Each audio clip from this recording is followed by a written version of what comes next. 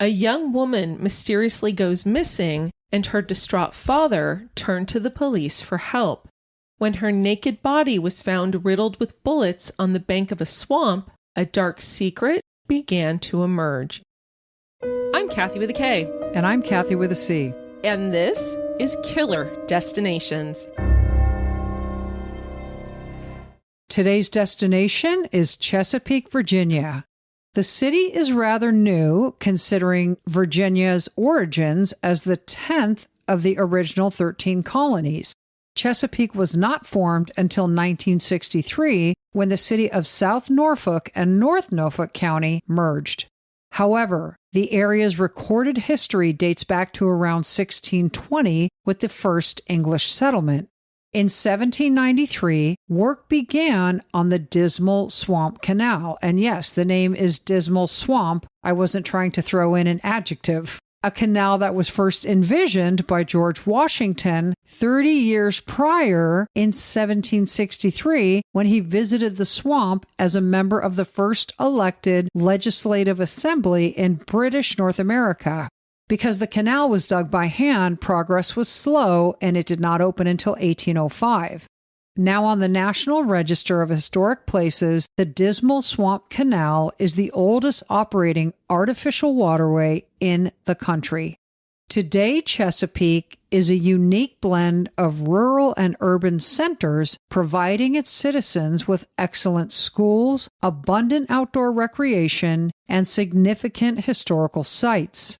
But in 1987, residents were reminded that one such historical place, the Dismal Swamp Canal, was aptly named when one family was left grieving on its banks. Thomas and Dorothy Bonney, who lived in Chesapeake with their 6 kids, were sick with worry. Their oldest child, 19-year-old Kathy, hadn't come home the night before, and her dad Thomas had last seen her around 9 p.m. This is when he and his daughter Kathy met up with someone named John at a 7-Eleven about 30 minutes from their home. So the person they were meeting was a guy Kathy knew, and he had a Ford Blazer, and he was willing to sell it to Kathy, but she wanted to take it on a test drive first. So she asked her dad to drop her off at the 7-Eleven, and when they got to the parking lot, John was there waiting for them. Thomas didn't need to stick around while she took a test drive because John was going to take Kathy home. But it was now mid-morning Sunday, November 22nd, 1987. So, leaving Dorothy at home to stay with their 5 younger children, Thomas went to the Chesapeake Police Department to report that Kathy was missing. So, he met with an officer there and went through the events of the night before and said, my last sighting of Kathy was her getting into the Blazer and then driving away with this guy. Thomas did admit that Kathy had done this once before, which I'm sure to the police sounded like several times before. Right. They multiplied by 10. Exactly. But Thomas still said it was unlike her. She never did something like this. And he didn't know this guy, John, even though Kathy did. But the officer taking the report said, she's no longer a minor. She's 19. So we have to wait 24 hours before we file a missing persons report, unless we know she's in some kind of danger. So Kathy was actually later that day. It was 7 p.m., 24 hours, almost exactly on the nose, since Thomas had last seen his daughter. So he called the Chesapeake police again and asked for the officer he'd spoken with the first time. And Thomas explained to the dispatcher who'd answered his call that, he'd discussed filing this report before. The officer said she had to be gone 24 hours and she was still missing and he needed to file this report. So a different officer, this one was Officer Perkins, went to Thomas Bonney's home where he met with Thomas and took the report. However, while at the Bonney residence, Officer Perkins received a call and had to leave, promising to contact Thomas if he had any additional information about Kathy's whereabouts. Then the officer drove 40 miles to the Dismal Swamp Canal just south of the Virginia-North Carolina state line. Earlier in the day, now this is still Sunday, at about 3 p.m., police received a call from a man named Wesley who said he'd found the body of a female along the Dismal Swamp Canal. Wesley told police that he was coming home from Elizabeth City, North Carolina, and I think he was there on business, and he was heading home to Chesapeake. And this is about a 30-mile trip. And when he stopped near the Virginia-North Carolina state line along the canal, he just decided it was pretty and he was going to stay there a while. So he was walking for a few hours, just having a leisurely stroll, enjoying himself, when he looked down into the brush-filled and rocky embankment, which, by the way, had very steep sides, and he saw the nude body of a female. He ran back to his truck, got in it, drove up the highway, and called police immediately. So when detectives came to the scene, they found the woman's body at the bottom of the canal bank, just like he'd said, and it looked like she had been killed elsewhere and dumped down the steep embankment. And this was because there was no blood on the ground, although the victim's body had a lot of blood. So this obviously made no sense. And detectives could see tons of wounds and scratch marks, and they even saw what they believed was a bloody footprint or palm print in the middle of her chest. And interestingly, Kath, even though they didn't believe that this woman had been murdered at that site, when they looked around and there were trees surrounding the body, detectives could see bullet holes in some of the tree limbs. Police also found one of the young woman's undergarments bloody and hanging on a bush. They also found a green sweater hanging on a stick that was sticking out of the water about 20 feet away from her. And these were all the clothes that they found, which I just find so bizarre. And neither of these items had bullet holes. So they were obviously taken off before she was killed, but they don't believe she was killed at this location. Now, police noticed there were marks on the young woman's wrist, similar to those that would be left if she were wearing handcuffs. And there was no gun, no shell casings, or handcuffs anywhere to be found.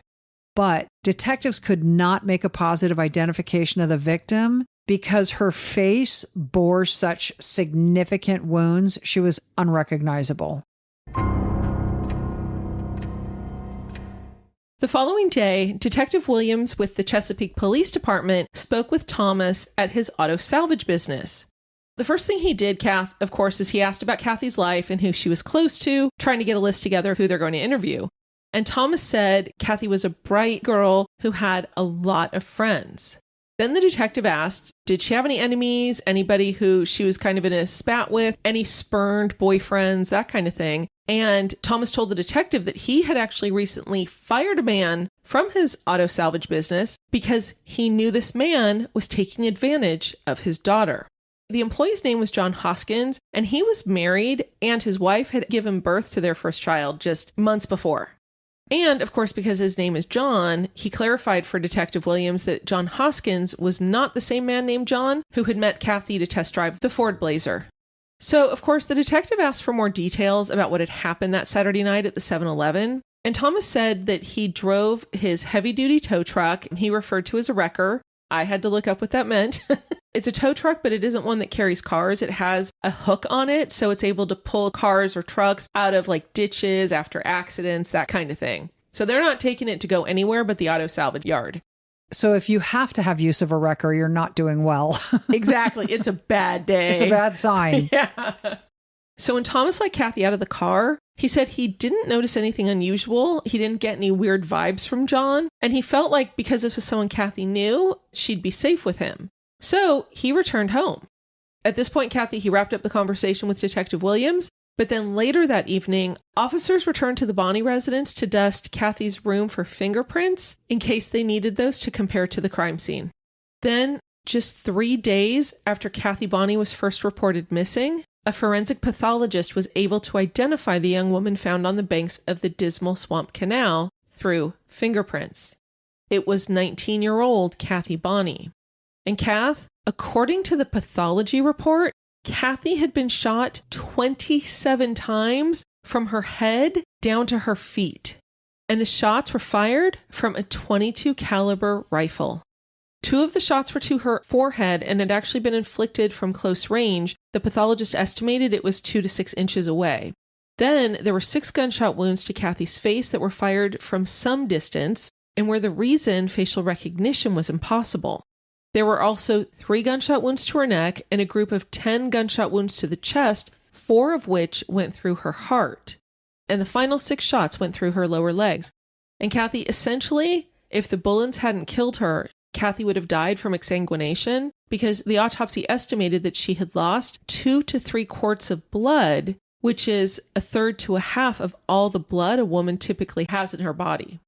And Kath, within just a couple of days of identifying Kathy's body, the North Carolina State Bureau of Investigation and Chesapeake police detectives were working together and screening dozens of suspects based on Thomas's description, as well as cross-referencing it with lists of ownership of Ford Blazers within a 100-mile radius. And then at this point, Kathy's father, Thomas, sat down with a Chesapeake police sketch artist to come up with a composite of the man, John, who was selling his Ford Blazer. This composite sketch was published on news channels and in the newspapers throughout the area. Just 1 week later, on December 10th, 1987, according to an article in the Daily Press newspaper by reporter Susan Norman, police in Virginia and North Carolina were looking for the man they believed was responsible for murdering Kathy Bonney. After 3 weeks of chasing down men who matched the description of John, as well as questioning other known hoodlums in the community, there was a sudden change in the direction of the investigation. Now, detectives believed Kathy's killer was her father, Thomas.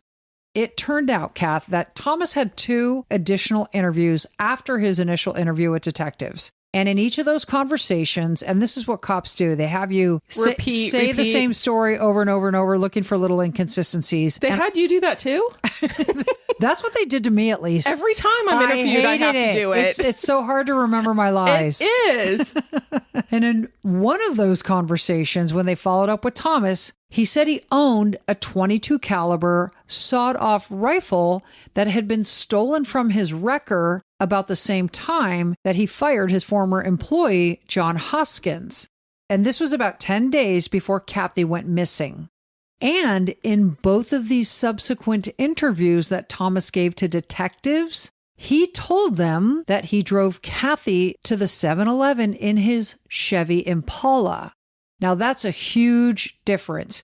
Initially, he said he drove the wrecker. Now he's saying it's the Impala. So massive change in his story. Then detectives discovered he sold the Impala. So now they're like, ruh-roh. Exactly. What would Scooby-Doo do? So then Detective Williams, Kath, goes after Thomas, and he asks him point blank, did you kill your daughter? And of course, Thomas Bonney is freaking out. He's strenuously denying that he ever killed Kathy. He said he loved her, and he kept repeating that they were wrong to even think that. So what did Thomas do? Thomas is like, I got to go find that Impala that I sold so that I can prove to detectives it was not used in my daughter's murder. And I'm trying to help them. I'm not trying to hide from them. Right. Yeah. No, I got to prove my innocence. So at this point, Kat, detectives didn't believe they had any kind of probable cause for arrest, and he didn't make an admission or anything like that. And now he's on the hunt for the Impala. He's doing their work for them. The day after Thomas was asked if he killed his daughter, he called Detective Williams and he's like, hey, heads up, I just received a tip that my Impala was at a car repair shop about 20 miles away in Virginia Beach. I'm going there now. I'll keep you posted. So then he calls Detective Williams a second time and he's like, found it, found my Chevy, and I'm going to bring it to police headquarters for inspection. And Detective Williams was like, whoa, whoa, whoa, slow your roll. Leave the car alone. This car needs to be processed. You just sit tight. Thomas agrees, but by the time detectives get there, Thomas Bonney was no longer at the repair shop. But shockingly, the Impala was. Police immediately confiscate the vehicle and dispatch officers to the Bonney house. To find Thomas. Exactly. So who answers the door? Thomas's wife, Dorothy. And they're like, hey, we're here for Thomas. Can we come on in and talk to him? And she's like, oh, Thomas left hours ago, several hours ago, in fact. Oh, what was he driving? He was in our 30-foot motorhome. You know, like a rolling house on wheels when Exactly. you're fleeing from the popo. Yeah. Okay, well, since he left on the 30-foot motorhome, has he been back? I haven't heard from him at all. But then she drops a bomb. She tells police that she thinks her husband might have killed himself. She said before he left, he was making cryptic and despondent statements. So, Kath, this fascinates me because when forensic techs analyzed the Impala, they found blood stains and a bullet hole in it. So Thomas basically went out, found the Impala, and snitched on himself. When I say found, I'm sure he put it there. Yeah, exactly. Like he sold it to somebody there. But he basically snitched on himself and then dipped. Yeah. So when they took samples of the blood stains from the Impala, they were a match for Kathy's blood type. And apparently, Kathy, it was copious amounts of blood that were found, which I makes would sense. imagine. Yeah. Exactly. So 4 days later, a murder warrant was issued for Thomas Bonney by the state of North Carolina. And authorities didn't actually know where Kathy was killed, but since her body was found in North Carolina, they just said, we have jurisdiction.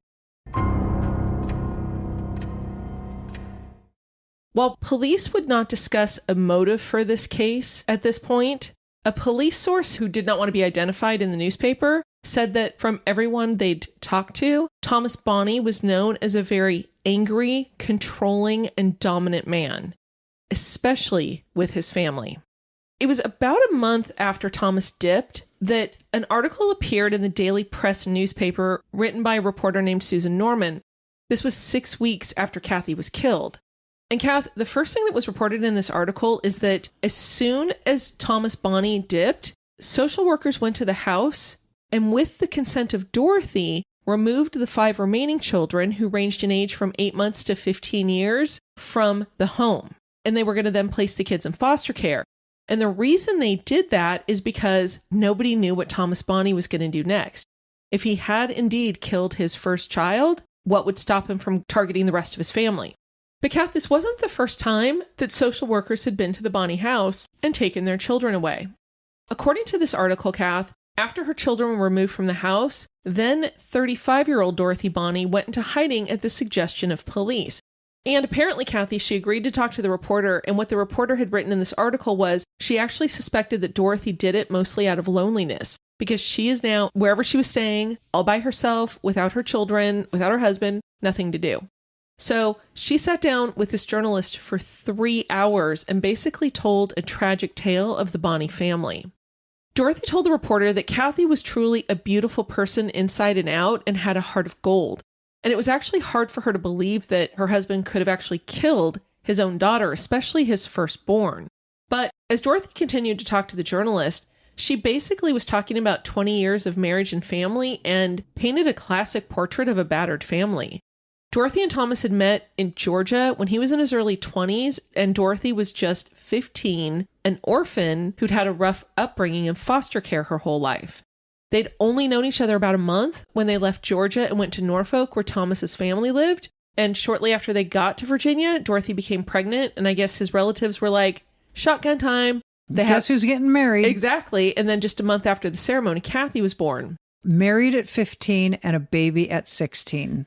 Dorothy was saying, like, she remembered her husband when he was young as a wonderful person. He'd do anything he could to help. Everybody liked him. He was nice to everyone. But then as the family grew and financial pressures especially increased with all these children, his anger just mounted higher and higher until it was just constant rage all the time. She said he would sometimes come home from work and just walk in the house and just hit her in the face for no reason at all as he walked by. And she used the phrase when he would walk in, sometimes he would bust me up good just because he needed to vent the stress of what happened that day or because it was Tuesday. Can you imagine? I can't. No, living on eggshells like that. No, not. And especially this is a woman who grew up in foster care. See, this is sad. You know? Like she's barely out of puberty getting pregnant with a rough upbringing. She has no support system. I hate that she was in foster care and had a bad husband. I hate that. Well, but in his early 20s, he targeted her. Oh, he did. Well, I mean, he was a pervy perv if she's 15 and he's in his early 20s. Exactly. But yeah, he was somebody he could control. Exactly. And then, of course, along with the abuser mentality, he never let her leave the house. He didn't want her to go shopping. If she did, he would give her a time frame. You need to be back in X amount of minutes. If she was late because of traffic or whatever, she'd get home. He would rage. He would hurt her and so on.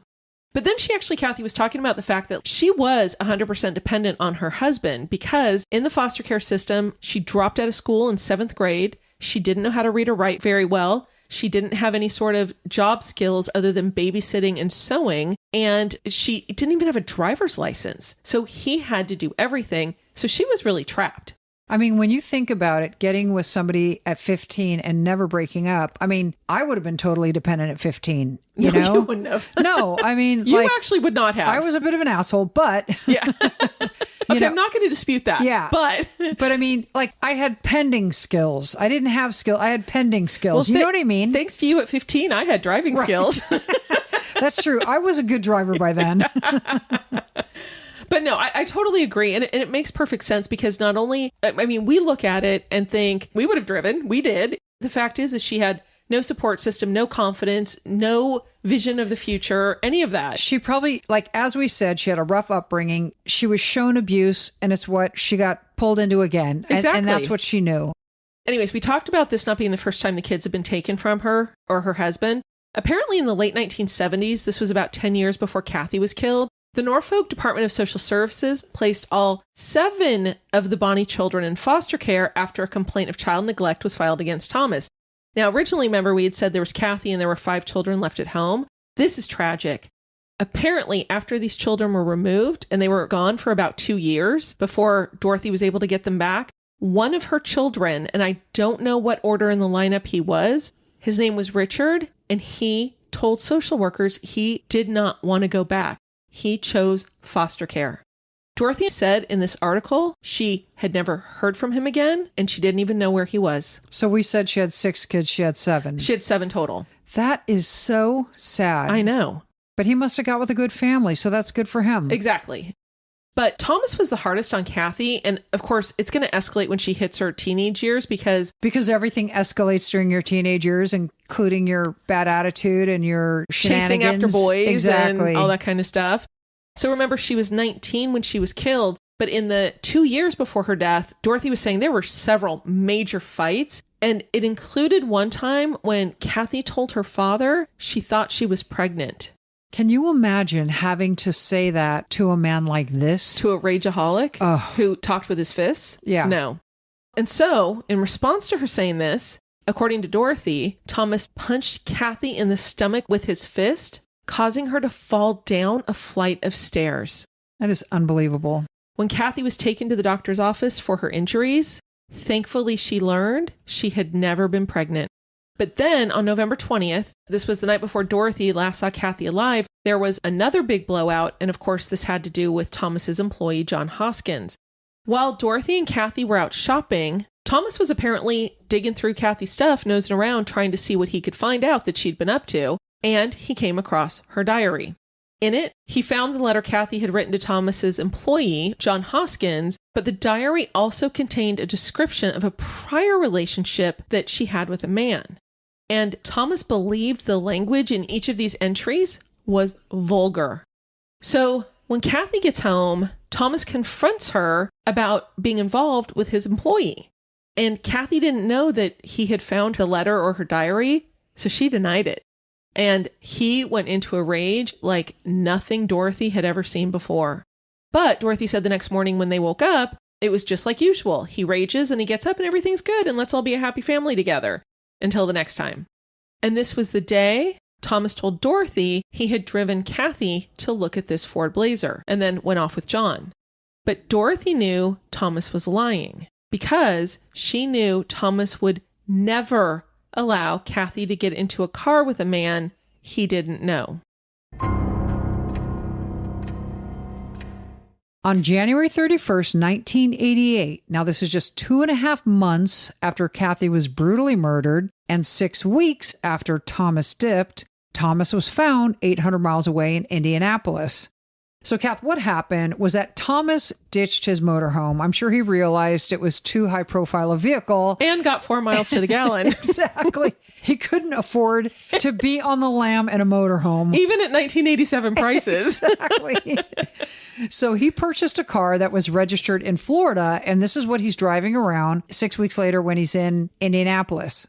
So he is sitting in a downtown parking lot. And a police officer decides, like, this guy looks suspicious. Not sure why, but I'm going to run the plate.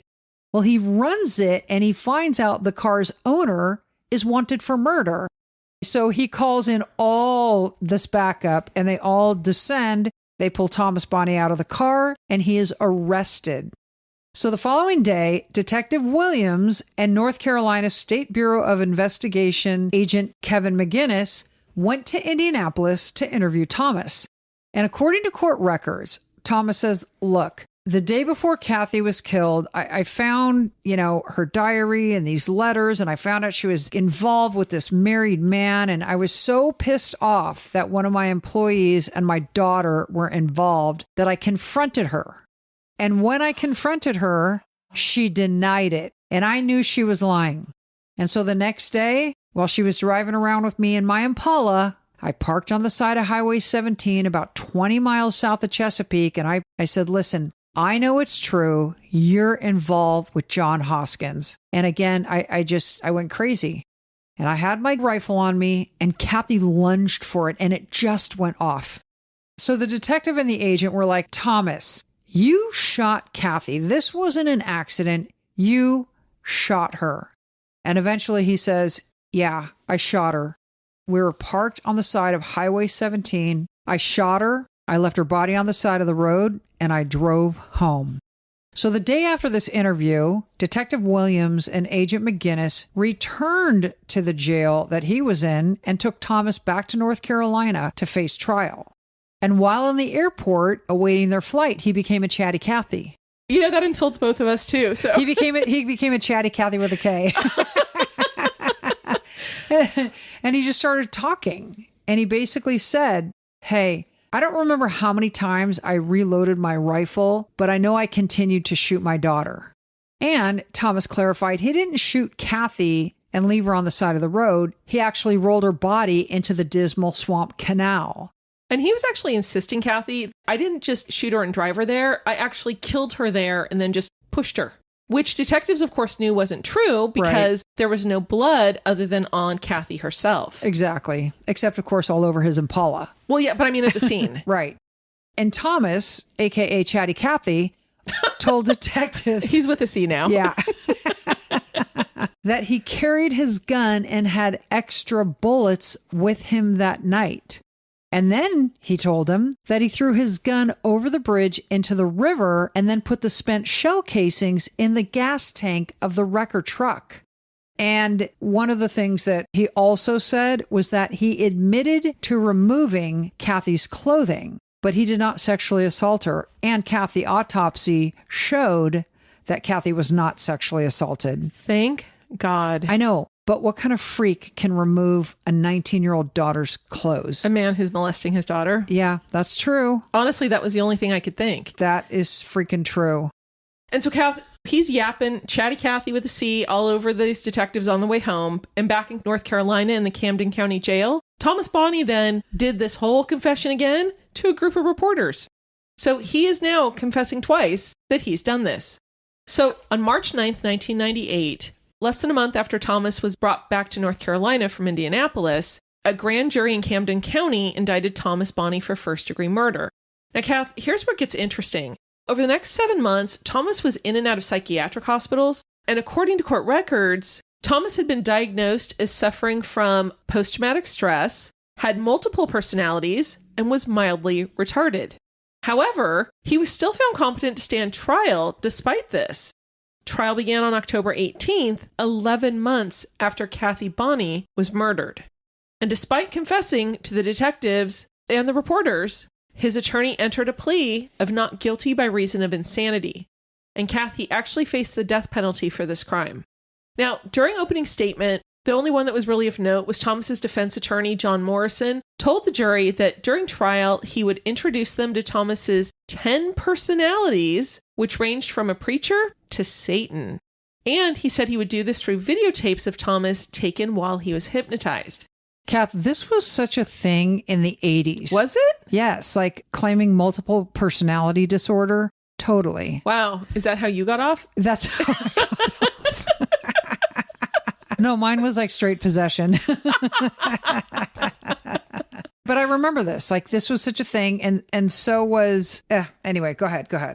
Now, as promised, 4 weeks into the trial, Thomas Bonney's psychiatrist showed the jury the videotapes which included a personality called Mammy, which is essentially Thomas's dead Meemaw or Mama, a preacher, two characters called Demian and Viking, and one of his personalities, Kath, he said was his daughter, Kathy. Now, three of the personalities discussed Kathy's murder during these hypnosis sessions, saying that Thomas never could have done this. He was a wimp. He couldn't have killed his daughter even though he wanted to, blah, blah, blah. Basically providing an alibi, saying that he just wasn't able to do it. It was like, you're too weak a man. He can't do this. And Kathy, over the course of a week, the jury watched 23 hours of these taped interviews. I cannot believe that. 23 hours. That is a lot of time to put that stuff before the jury. Even if he wasn't guilty, I absolutely would have convicted him just for making me do that. Seriously, dude, you're guilty. Whether you're guilty, you're guilty. Exactly. You took time off of my life that I'll never get back. Exactly. And we're not even commenting upon whether, whatever the law, like the judge obviously bought this. There's a psychiatrist who testified to it, so the jury gets to see it. When I say the judge bought it, I didn't mean bought it as in this is real. Right. I meant like bought it as a defense. Correct. The defense has the right to present this information. During the 6 week of trial, Kathy's best friend Jill and her former boyfriend Bruce spoke outside the courtroom to reporters, and they basically said that Thomas's love for Kathy was strange and strangely possessive, and they both suspected that her dad was molesting her. And Jill said one time she'd asked Kathy about it, and Kathy was vehement when she said, "That's disgusting. I don't want to talk about it again." And Jill said, never brought it up again. But then Jill also talked about their plans to escape Kathy's dad, saying that 1988, so this year the trial was happening, it was going to be their year because Jill was turning 18 and the two girls planned to get an apartment together in either Virginia Beach or New York, and they would both escape the problem of their homes. Because that's what you did when you were 18. Exactly. In the 80s. You dipped. Exactly. Now, the next day, and this is the 1 year anniversary of the day Kathy was killed, her best friend Jill testified against Kathy's father. And according to newspaper reports at the time, anger was heard in her voice when she testified about Thomas's weird and schizophrenic behavior toward Kathy and her friends. Jill told the jury that she had to hide from Thomas because he never liked anyone who brought Kathy joy, and Jill, of course, as her best friend, was one of those people. Jill also accused Thomas of peeking in her windows when Kathy came to visit and listening to their phone conversations. Can you imagine peeking in windows? That's bizarre. That should have gotten him arrested. Like my friend comes to visit me and there's her dad looking underneath my blinds. That's right. Weird. And she wrapped up her testimony, Kathy, by saying Kathy Bonney did everything she could to please the man and nothing worked. And then Bruce got on the stand. And Kathy, it turned out that this was the boy who Kathy thought had gotten her pregnant and her father had hit her and pushed her down the stairs. Mm-hmm. Bruce testified that Thomas had actually forbidden Kathy from seeing him. And while they were dating, Thomas would go looking for them and found them together twice and threatened to kill them both. And then once outside a shopping mall, Thomas found them and yanked Kathy from the pickup truck and violently struck her while calling her a tramp and a whore. And then in addition, Kath, both Bruce and Jill testified that Thomas threatened both of them, that he was going to hurt them if either one of them showed up at Kathy's funeral. After 6 weeks of testimony, the jurors took fewer than 6 hours to find Thomas Bonney guilty. According to court records, the following week, the 8 men and 4 women jury sentenced him to death. The verdict was unanimous, and the jurors ruled that the murder of Kathy Bonney was heinous, cruel, and atrocious, which was a legal standard North Carolina required for the imposition of capital punishment. Thomas Bonney appealed the verdict, and in 1991, the Supreme Court of North Carolina upheld his conviction, but they believe the jury had been improperly instructed in its consideration of the death penalty, and as a result, the case was kicked back down to the trial court for a new capital sentencing proceeding. 6 years later, Thomas was sentenced to LWOP. So Kathy, today, more than 37 years after Kathy Bonney was killed, her father remains behind bars at the Hyde Correctional Institution, a medium and minimum security prison in North Carolina. Thomas Bonney is now 94 years old. And actually, I was wondering why it was medium and minimum security until I saw his age. Yeah, and you're like, who cares? He can't run away. Exactly. He's not getting far. Now, Kathy, this was interesting. You know, my favorite website, Find a Grave. I looked up Kathy Bonney and her mom was listed on there. They have links to family members sometimes, and her mom was on there, so I clicked on it. Dorothy died in 2005 at the age of 55 and was buried in an unmarked grave. So there was an obituary on this page for Dorothy Bonney, and it listed her survivors. And part of this list, Kathy, was her lost son, Richard, and he was listed as a survivor and lived in Florida. So I'm hoping that means that at some point they were able to reconnect.